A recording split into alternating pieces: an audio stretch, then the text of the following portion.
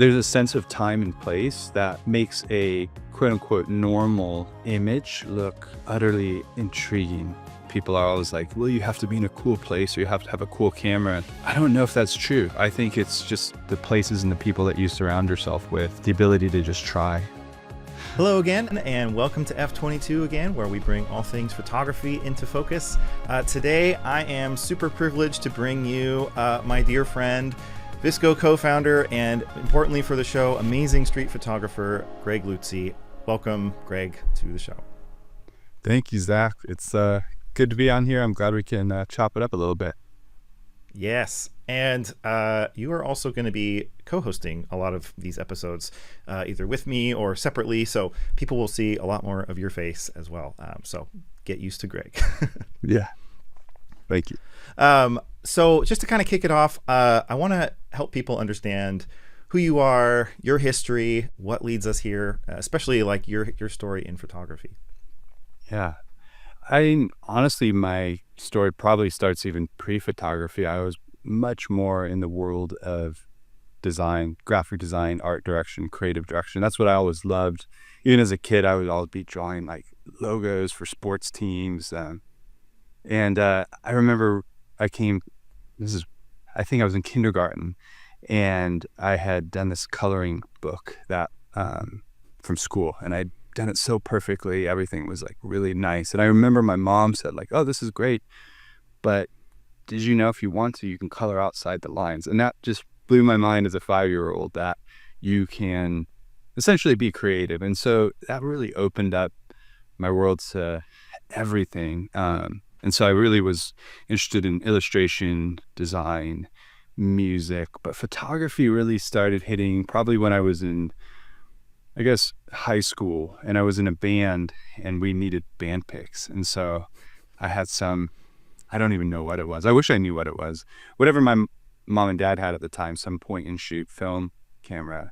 And I took photos of our band, and that was probably the first time that I really was like, oh, this is pretty cool. But I would have never considered myself a photographer by any means. Fast forward later, and this is where I met you in Seattle, you working at a record studio and me doing graphic design for bands. That's when I really started being like, oh, I like this photography. We would need to, for the album covers, we would just shoot various objects. Say it was a hand that was, the band wanted a hand holding a world in it. We'd shoot at that hand with like a Nerf ball in it, and then we'd Photoshop it in, or else actually just the band or the artist itself. And so that was, for me, I was like, oh, this is something that I really enjoy doing. Yeah. And I was surrounded, you and I were both trying to make it in the music industry. So there's no shortage of cool people, or at least interesting people to photograph. Yeah. Hold on. I want to camp out here for just a second, because our stories are so intertwined, and we just got to get into this a little bit. So I was doing music. I was a music producer, like straight out of high school.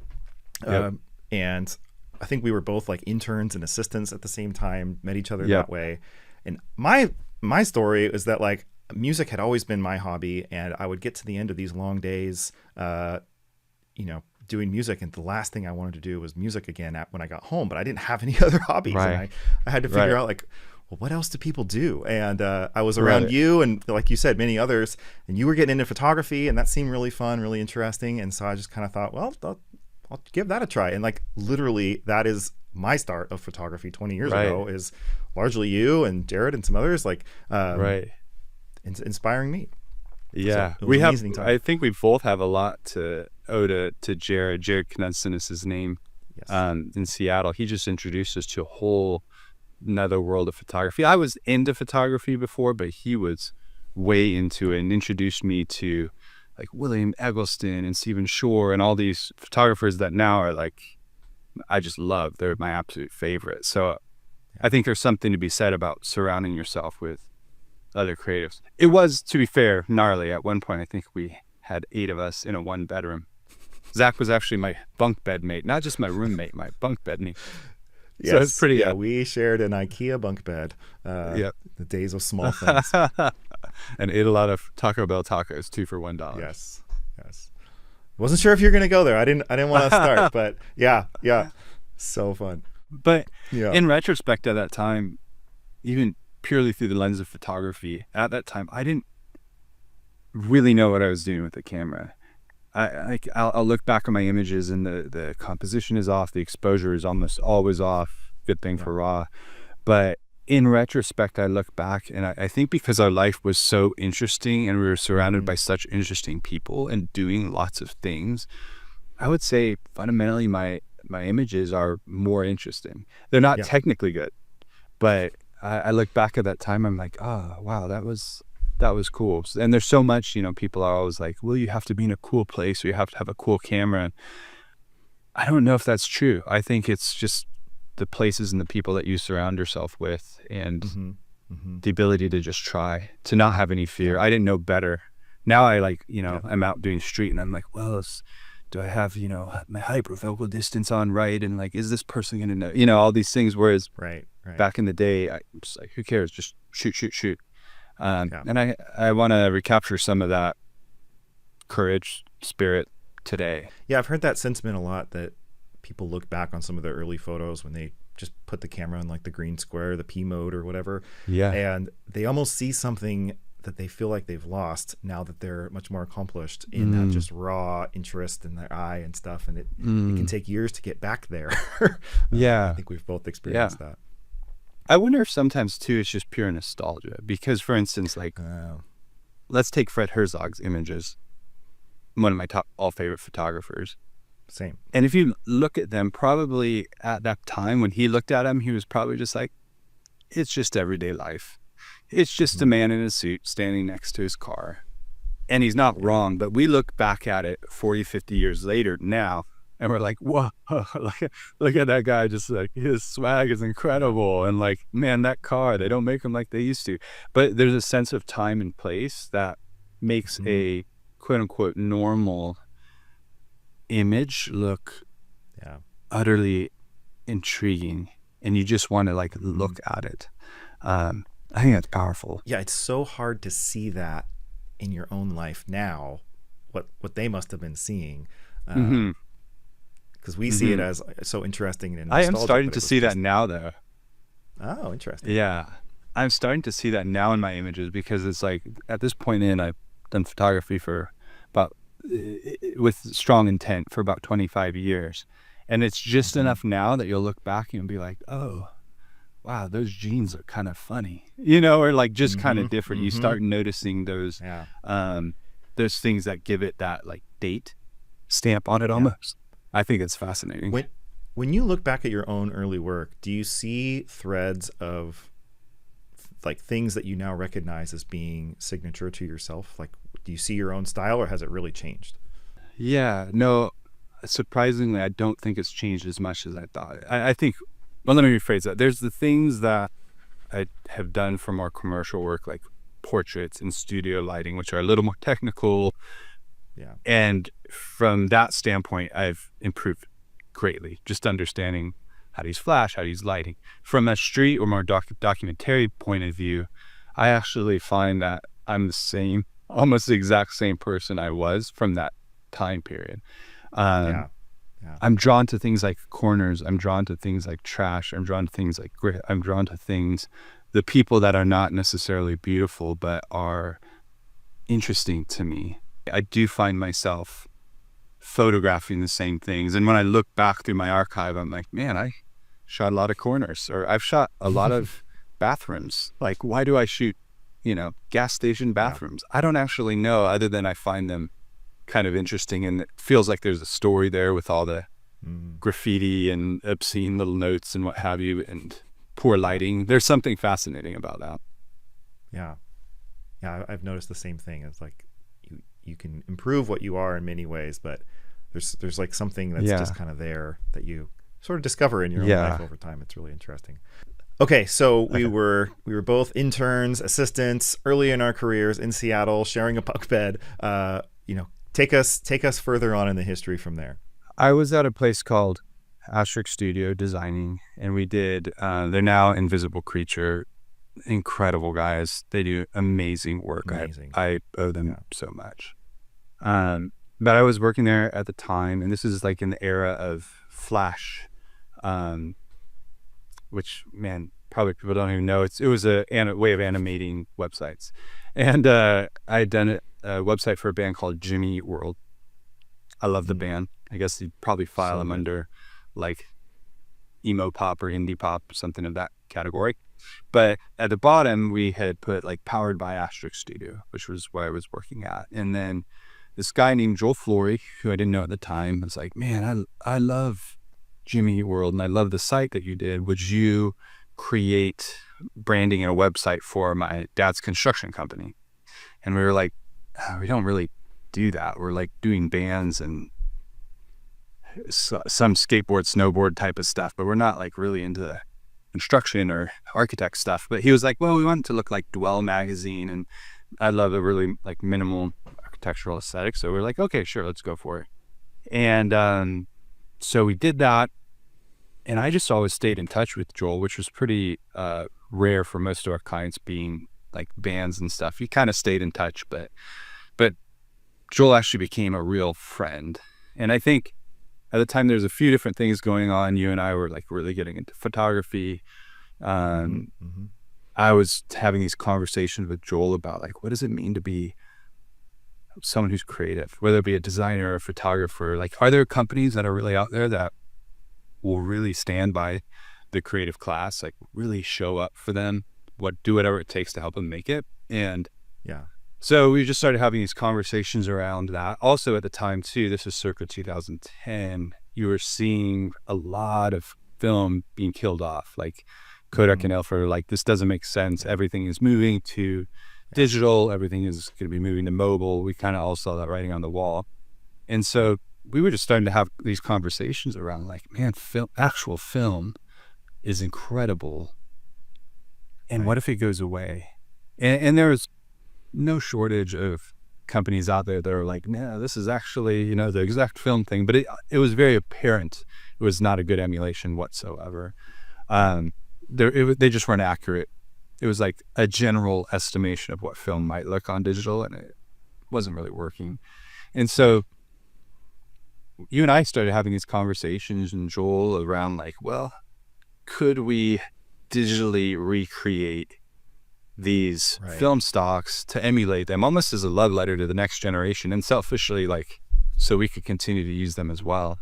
And that's when these conversations around VSCO started coming up, and we launched our first set of filters, presets, whatever you want to call them, for Lightroom and Aperture, which obviously you played a massive role behind, so you know well about. And it really took off. People really were like, wow, this is incredible. Not only do my photos look amazing, the workflow is way faster. You know, we would hear these stories of wedding photographers are like, it normally takes me 8 hours to cull and edit, and now it's down to 3 or 4. And so it was really clear we were adding value to the photographers at the time. And so credit to you. I mean, like, what you've created is just really something that I think for this generation has really helped define what does film aesthetic look like in a digital age. Thank you. It's been a huge honor and pleasure to do that. I want to back up a little bit. I feel like we're almost having a When Harry Met Sally kind of moment as the company gets older. Like, we all have our origin stories. So what I remember is you would constantly come to me with like these ideas of like, let's do this, let's do that. And it was like music or design or photography. There's like always something. Like, you're just an ideas guy. And they were always amazing. And we did some awesome projects together. So my memory is one of those many conversations was you saying like, hey, what if we made Photoshop actions and I could make some WordPress templates and we could sell that for like nonprofit, and it would promote both of our businesses. And I was like, yeah, sure, that sounds cool. And then pretty soon this guy Joel was involved, and then there was like all these huge photographers that we were talking to in a workshop. And then we started talking about film, and I had been messing around with this profile creation thing, and it kind of all led to VSCO Film. But that was, at least from my experience, that was how it happened for me. Does that line up for you? Yeah, no, that seems about right. I mean, it's all a little fuzzy back in the day, but yeah, I was always trying to get Zach to do cool stuff with me. because he has always been the more technical, even whether we used to be in a couple bands together, and like I have all kinds of like song ideas or like, hey, it's generally this vibe, but Zach is the guy that can play all the instruments and make it sound good. or look at them on my wall now. But yeah, that's always been, I think, the beauty of our friendship and our kind of partnership is that, and this is just something that I've learned about myself over time, is that I'm not somebody that's like just overflowing with ideas and I have to make all these things. I'm very creative. I love making things, but I'm happy to just read a book and hang out with my family too. And Yeah. but I'm very driven, and so I've found myself partnering with people like you who have these amazing ideas and can make things happen and bring everything together, but they need somebody to kind of help make it happen and bring it to life. And I love that role, and I've really kind of discovered in my life, like, that's kind of what I am, and I actually love that. But it took a while to acknowledge that and accept that, but it's been amazing, and I love it, and I love working with people like you. We've done some amazing things together.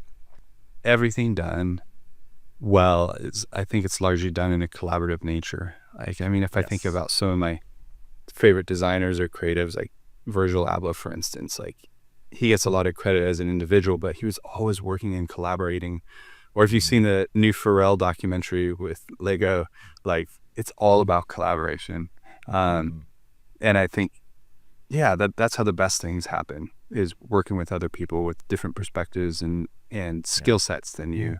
Interesting things happen. VSCO would have never happened if it was just an idea, right? Like everyone always is like, and they're asking me for advice or whatever. Like I hear the phrase like, if I just had a good idea to start a business, and I'm like, well, you do need a good idea, but really so much of making something is the actual hard work to bring it to life, right? Everybody has some ideas, and whether they're good or bad is who's to say. That's somewhat subjective, but the hard thing is actually doing that thing.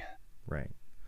Well, and it's not like emulating film was like some novel idea. It's not like that had never been done before, but we did a good job at it. And same thing with a phone app, like there was other phone apps at the time, but we did our own version of it. And, you don't have to have this like brand new, I think we have these sort of popular myths of the like creative genius that just sort of has this lightning strike and suddenly they make something. And that, I guess there might be a couple examples in history of that happening, but so much more often it's what you're talking about. It's collaboration, it's community, it's combinations of things, and one person has this and one person has that, and you see this in music all the time. And just this notion of like, I have to have this idea and I have to personally all by myself make all this happen. It's just it's a falsity that I think we need to move on from as creatives and embrace. So history of VSCO, I won't get into all that, but we made the presets. Greg and I have been working together in many, many ways over the course of, what's it been? I guess we're on 15 years now. And we made the phone app. We've made lots of presets. Greg and I have worked on lots of presets together, but we've never made one that was like exactly what you wanted, right? Yeah. I think M5 came from some mood boards that you had made early on. I remember you making lots of mood boards when we were making all those first presets. But we've talked about making, wishing that you could make your own preset for a long time. Right. And now we're finally doing it. Maybe explain to people how this came about and your vision for the look and just your own kind of style of photography, and help people understand the story of this preset. I like all forms of photography, but the one that I love the most is street. I love street photography, and I love going out and feeding on the energy and observing things. I do think street photography is an interesting place now because I think some people find it either, maybe not, cringy is not the right word. Like, I think some people find it very threatening, the idea of taking a photo of someone unawares. But I love it because it is a snapshot of life and humanity as it really is. So much of what we have these days as you're scrolling on social media is perfect and polished. And I love, almost from a historical sense of this is what life looked like for this time. I went to a street photography workshop, and the critique that I got back, and it was done in a negative way, was your photos or your images look like snapshots that you want to show to your friends to show them you went to a place. And at first I was like, oh dang, that hits hard, like, man, bummer.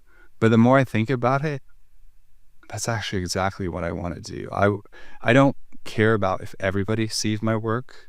I just want to show my friends. Yeah. And I do want them to be snapshots or images of that time and place to capture that.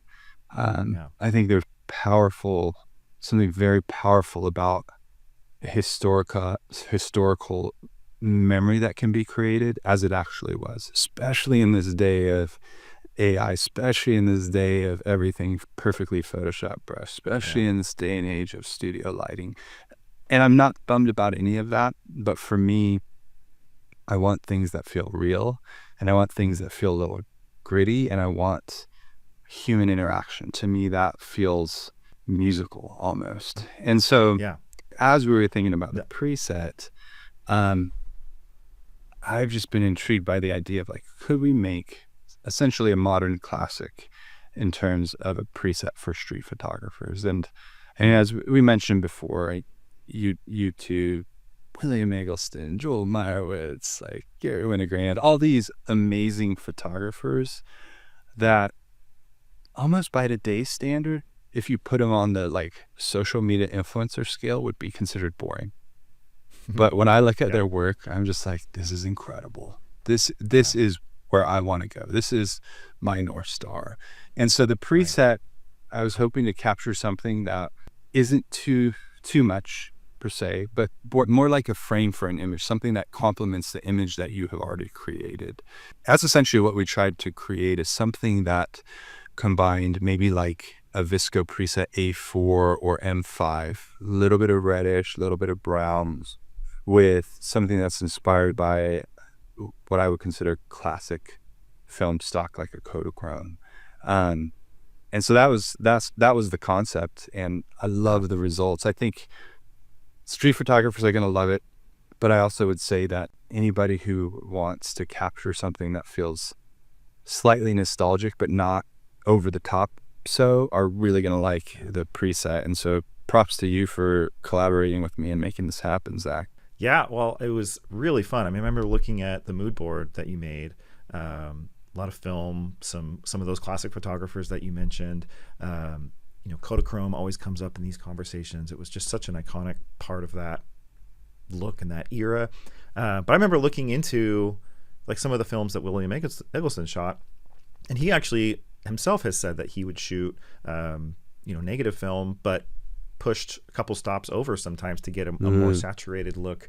So yeah, I went kind of digging into the work that we've done in the past with film, and like you said, some of those kind of warmer presets like M5 and A4 that definitely have like a long lasting resonance. Just trying to figure out, what is that, and how can we kind of piece that together. And you and I went back a few times on different iterations. You had a trip to Paris and tried, like I think at that workshop that you were talking about. Yeah.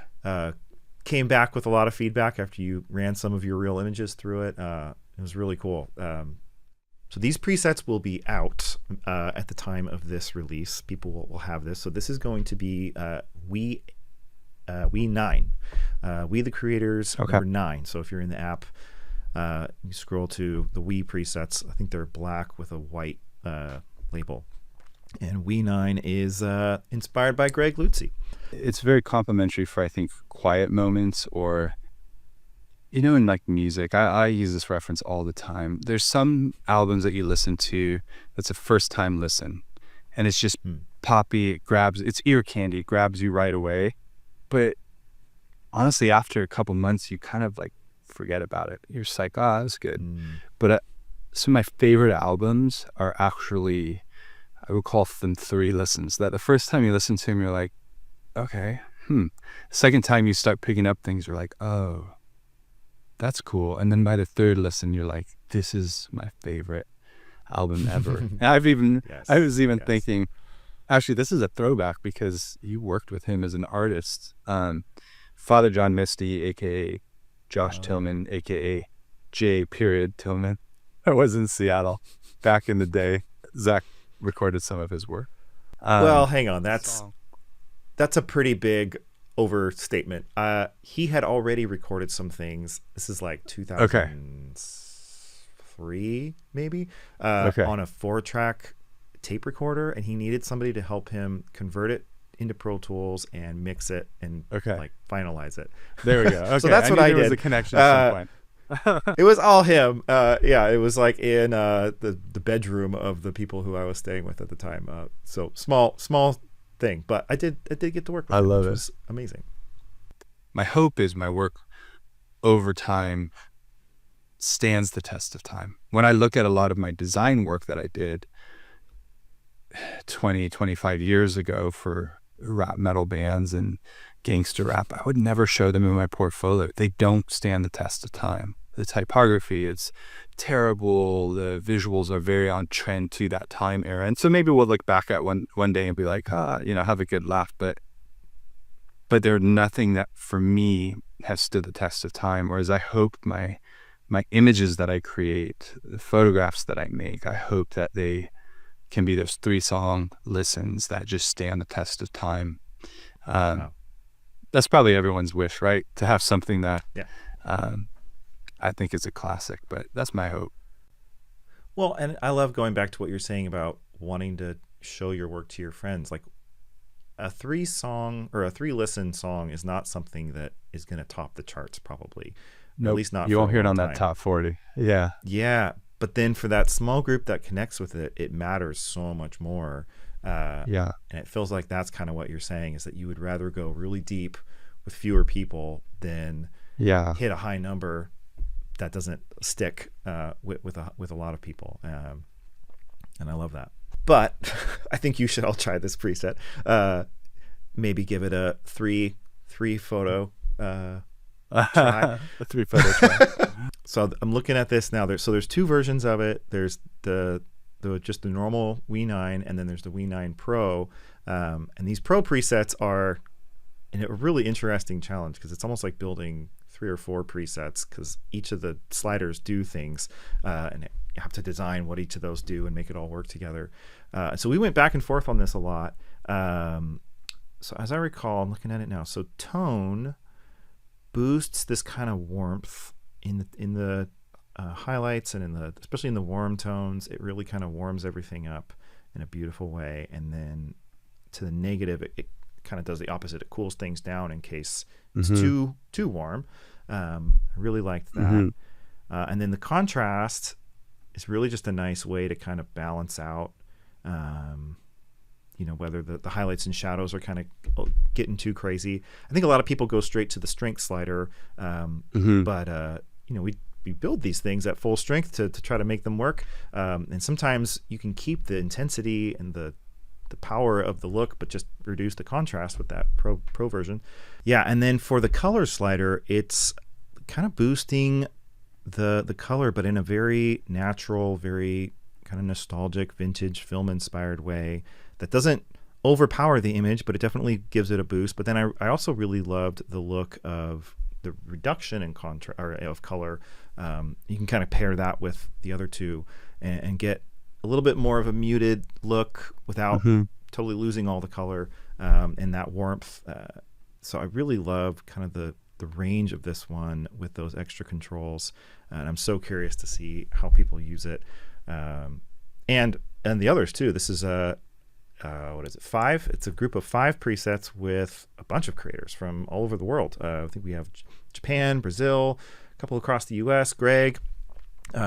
So really, really stoked to see how everybody uses this, and I'm delighted that you were able to be a part of it, Greg. It's been Thank you. So cool. Thank you. Yeah, I am so thankful to be part of this photographic community, and I am every day I am just stunned at the work that people are creating and the perspectives that they have. We essentially are all shooting through a couple pieces of glass and algorithms that make it look a certain way, right? And yet what people create is so different and so unique, both of how they view the world and how they're editing and processing it.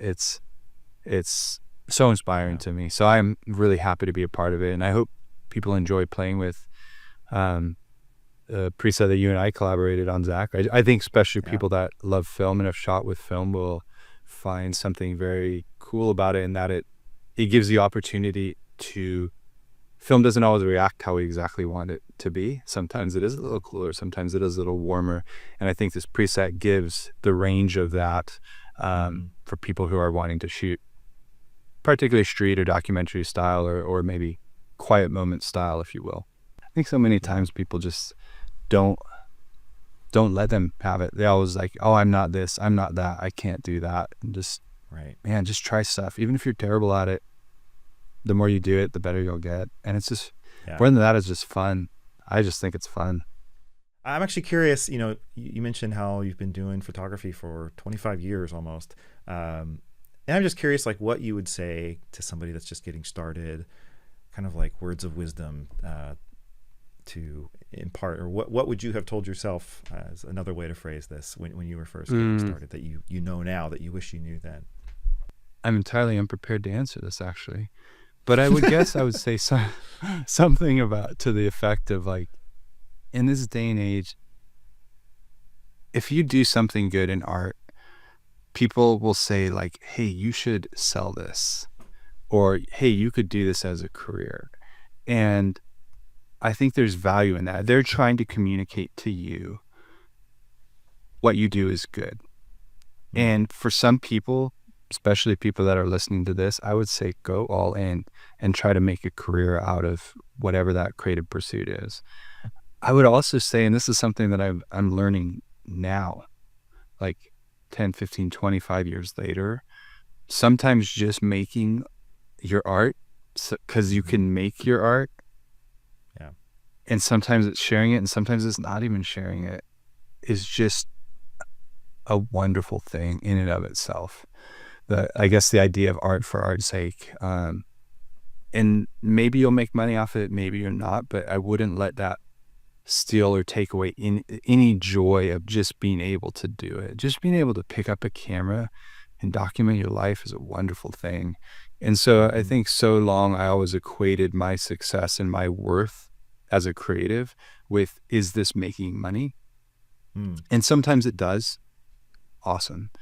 But it doesn't always have to do that. And so my hope is to take pressure off of people to have their creative photography journey look a certain way, to look like that influencer that you see on social media, to look like that big name photographer that is selling that workshop that you want to take, whatever it is, right? Your journey will be different, and that can look in a lot of different ways. And if it's just to take photos, because taking photos is awesome, just, I hope you love that, and I hope you celebrate that and enjoy that. I'm finding that after all these years, I just love taking photos. And it's such a joy. When I watch a Joel Meyerowitz documentary, he's like, I think pushing 90, and this guy loves photography. And I'm like, that's goals. That's goals. Right? He doesn't talk one iota around how much money he's made when he's talking about any of his interviews. He talks about the projects he worked on, or the people he saw, or the moments that he caught. And to me, that is at the heart of it. What photography is about is just creating, making things. So that's what I would tell myself. Just have fun. Just take photos. I love that. And honestly, when I ask people this question, so often the answer is something along those lines. Like, I would go easy on myself. I would just try to enjoy the journey, et cetera, et cetera. And I love that. I think it's the Masters of Photography, the Joel Meyerowitz kind of course. Even outside of what he's saying, it's just so inspiring to see somebody with so much longevity and yet still just so delighted and enraptured in the creative process. And I feel like delight is a great word. Yeah. And curiosity, like, that's what drives so much of, I think, creative success, is just curiosity and delight and following that. And it's hard to make a career of that.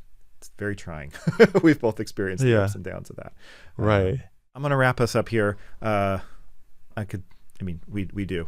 We could talk all day, but I always love talking with you, hanging out with you, Greg. Same. People want to see more of your work. You can just go to VSCO.co/Greg, Greg. Amazing work, amazing creative person, and a wonderful preset. So check out the We the Creators presets. Greg is We9, but there's 11 of these things now, and some, I think 5 new ones that are really, really, really cool. They all have their own wonderful stories that are really worth taking a look at. So hope you check those out, and we will see you all next time. Thank you all for watching. Thank you, Greg, and we'll see you soon. Thank you.